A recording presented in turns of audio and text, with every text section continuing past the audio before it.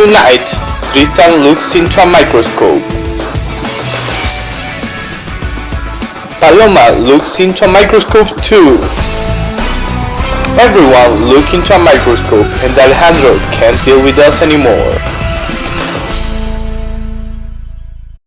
Hola y bienvenido a Top Class, donde explicaremos paso a paso cómo fue la práctica de laboratorio número 2, que consistió en soldadura eléctrica de arco. ¿Cuál fue el objetivo? Bueno, pues evaluar los cambios en microestructuras que experimenta una muestra de acero soldada mediante el proceso de soldadura con arco eléctrico, a través de las diferentes zonas que componen un cordón de soldadura por fusión.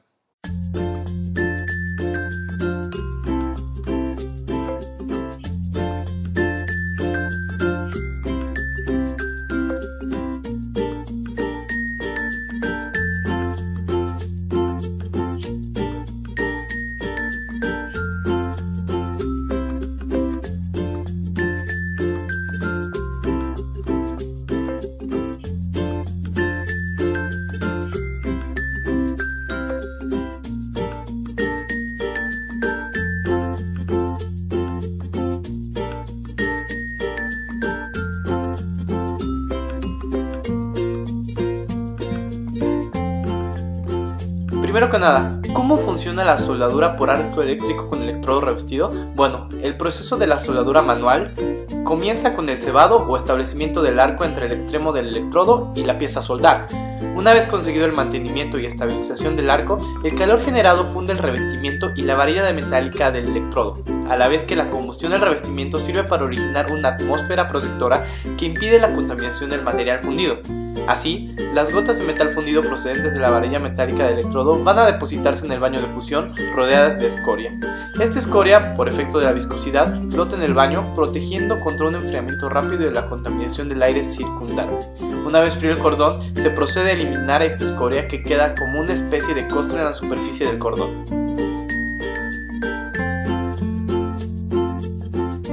En esta parte de la práctica se realizó la extracción de la muestra, lo cual consistió en cortar un trozo de metal previamente soldado y otro que no estaba soldado del mismo material. Esto fue para que tuvieran el tamaño suficiente para poder cristalizarlos en baquelita. Posteriormente se pulió la pieza para eliminar rebaba. Posteriormente realizamos la preparación metalográfica. Para esto pusimos un poco de desmoldante en el buller y después pusimos la pieza. Liberamos un poco la presión y pusimos baquelita para que ésta se cristalizara. Es importante mencionar que durante la preparación de la baquelita la presión debe mantenerse en 29 megapascales. En esta parte de la práctica utilizamos disipadores de calor para poder enfriar la muestra. Nosotros enfriamos por 10 minutos para que esta quedara transparente, aunque la baquelita fuese blanca en un inicio. Y después repetimos el procedimiento para una pieza del mismo material que no estaba soldada. Para pulir correctamente nuestras muestras fue necesario colocar las dos muestras y algunas muestras de relleno para poder nivelarlas correctamente. El siguiente paso fue lijar nuestras muestras para que éstas quedaran con efecto espejo. Para esto utilizamos 4 lijas.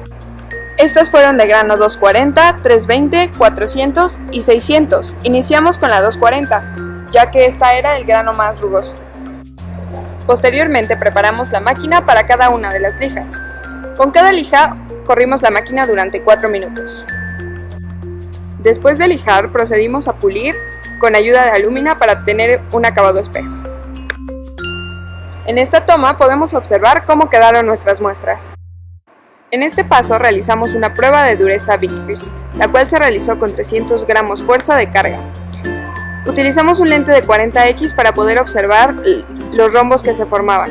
Estos se formaban a partir de indentaciones que realizamos 3 veces en cada una de las muestras, obteniendo un promedio de 185 dureza Vickers en la pieza soldada y 191 en la pieza no soldada. Una vez realizada la prueba de dureza, procedimos a atacar la muestra con ITAL. Esto se realizó para poder observar la pieza en el microscopio y asimismo observamos los detalles del tamaño de grano y las diferencias entre la pieza soldada y la que no estaba soldada.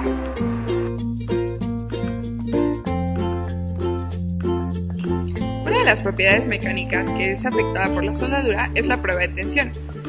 ya que el material se ve afectado porque el valor es mucho menor al que nos arrojaría una prueba de una probeta intacta, debido a que el área disminuye por la ductilidad de los materiales.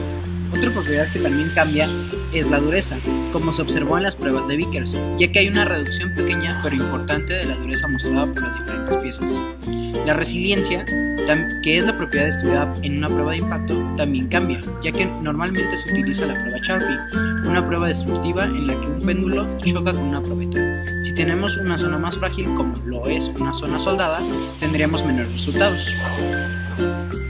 Sin embargo, si conocemos las propiedades resistentes de los materiales, podremos construir estructuras seguras. O sea que si el soldador conoce la resistencia de la soldadura con relación a la del metal base, podrá aplicar la soldadura necesaria para que su resistencia sea suficiente. Cuando el acero, que es una aleación de hierro y carbono, se calienta desde la temperatura ambiente hasta unos 835 grados centígrados, los granos de perlita pasan de una estructura cúbica centrada en el cuerpo a una estructura cúbica de caras centradas. Además, cuando el acero alcanza su temperatura crítica, el carburo de hierro se descompone en hierro y carbono, distribuyéndose uniformemente en el hierro. El producto resultante recibe el nombre de austenita. Si se prosigue el calentamiento por encima de la temperatura crítica, va aumentando el tamaño del grano hasta que se alcanza la temperatura de fusión. Cuando el acero funde, la estructura cristalina se destruye totalmente, quedando los átomos libres y sin ninguna relación definida entre los mismos. Esos son los cambios estructurales que se presentan cuando soldamos acero. Claramente podemos comparar nuestras micrografías con la información recabada en clase, ya que podemos ver la zona de fusión y la zona afectada por el calor. Se muestra una gran barrera entre los materiales, el cual es similar al acero original, y otra zona con granos en forma de aguja, lo cual tiende a fomentar las fallas y a hacer más frágil el material. Podemos observar que la superficie de la muestra no soldada es uniforme en cuanto a su microestructura. En cambio, la pieza soldada, además de que se puede observar una pequeña cavidad en el centro de la pieza, la superficie pasa de un color gris claro a un color gris oscuro. La forma de grano también es diferente. En la pieza sin soldar, se puede observar el grano de gran tamaño y redondeado. En la pieza soldada se puede observar granos largos con bordes rectos, con forma de aguja. Al analizar las muestras, tanto la pieza original como la pieza soldada, encontramos diferencias en cuanto a los resultados obtenidos en la prueba de dureza de Vickers. La prueba original tuvo un promedio de 191 en la prueba de dureza bajo estatus de 300 gramos fuerza y una lente de 40. Una vez que realizamos la prueba de dureza para la pieza soldada, obtuvimos un resultado de 185 bajo las mismas condiciones. A pesar de que es una diferencia mínima, esta diferencia puede causar que el material ya no sea apto para las aplicaciones planeadas.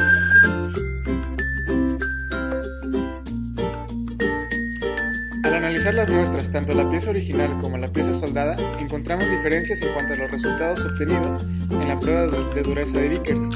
La pieza original tuvo un promedio de 191 en la prueba de dureza, bajo estatutos de 300 gramos fuerza y una lente de 40x. Una vez que realizamos la prueba de dureza para la pieza soldada, obtuvimos un promedio de 185 bajo las mismas circunstancias. A pesar de que esta es una diferencia mínima, esta ligera diferencia puede causar que el material ya no sea apto para las aplicaciones planeadas. A mí lo que no me gustó de esta práctica fue que tomaba más tiempo del que teníamos asignado, lo cual se podría solucionar previendo el tiempo de cada práctica para poder organizar a todo el equipo y completarla a buen tiempo. Fuera de eso me pareció demasiado interesante, ya que aprendimos a interpretar los resultados de las orientaciones de las pruebas de dureza Vickers obtenidos mediante 3 pruebas de verificación. Fue un poco decepcionante saber que no íbamos a realizar la soldadura de la pieza. Analizar la dureza y las propiedades de una soldadura es muy importante, ya que en muchos casos es la manera en la que se unen piezas de metal. Si se conocen las fallas en las cuales una soldadura es propensa, será mucho más sencillo corregirlas. Que una soldadura no resista puede tener consecuencias catastróficas. Por eso, debe ser realizada de manera correcta y por alguien con la capacitación necesaria, en el caso de que se requiera una aplicación de alto riesgo. Fue una práctica que tomó su tiempo, pero llegamos a realizar la práctica antes, pudimos realizarla de manera más calmada, lo cual permitió no cometer errores en el proceso, obteniendo resultados apropiados. Considero que esta práctica nos resultó muy útil para recordar prácticas realizadas en comportamiento de los materiales, como lo son la práctica de dureza y la práctica de metalografía. Sin embargo, no pudimos realizar la soldadura como hubiéramos querido. Esto pienso que podría mejorarse en nuestras prácticas, en futuras prácticas. Hablando más en temas sobre la soldadura, pudimos observar que efectivamente se modifican las propiedades de la pieza. Por lo mismo, si fuéramos a utilizarla en algún ensamble o en algún uso más específico, la soldadura debería realizarse por un profesional y realizando las pruebas correspondientes para verificar la validez de nuestra pieza. Esta práctica fue muy interesante y enriquecedora, ya que durante el proceso aprendimos los cambios que sufre un acero al ser soldado a comparación de uno que no. Sin embargo, me hubiese gustado que hiciéramos también el proceso de soldadura para, además de aprender en su totalidad el proceso, observáramos qué tanto varían las propiedades de un material dependiendo del operador y de las condiciones en las que esté soldado. Los análisis metalográficos son un procedimiento de uso muy frecuente en la industria, ya que la dureza de un acero es una propiedad importante a considerar antes de realizar cualquier proceso para algún proyecto.